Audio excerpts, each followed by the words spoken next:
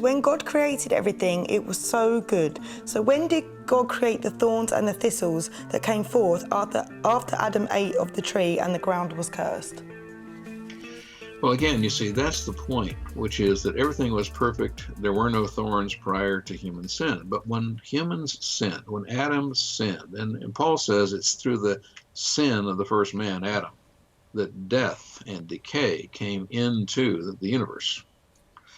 And so remember that the genetic information can be in the plants, but not expressed until something goes wrong.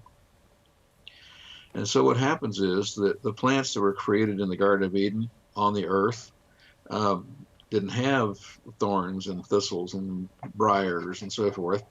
But because of human sin, then in the mistakes, the mutations we talked about earlier in the program, because of mutations, because of the reaction to the decay process, then these things become expressed. So that you might say that sin became the trigger for those things to be expressed. And wasn't that always the case after the sins that had been committed there, or disobedience by Adam and Eve, that the angel was guarding the way back into the Garden of Eden?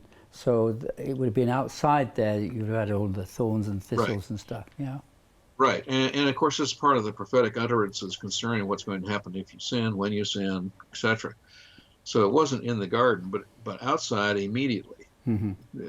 Yeah. And when I say immediately, I mean immediately. The day after they sin, the decay process starts, mm-hmm, and the process which would cause plants to then develop these thistles and thorns and so forth was in their DNA. But it's kind of like a bomb, until you pull the fuse, it's inert.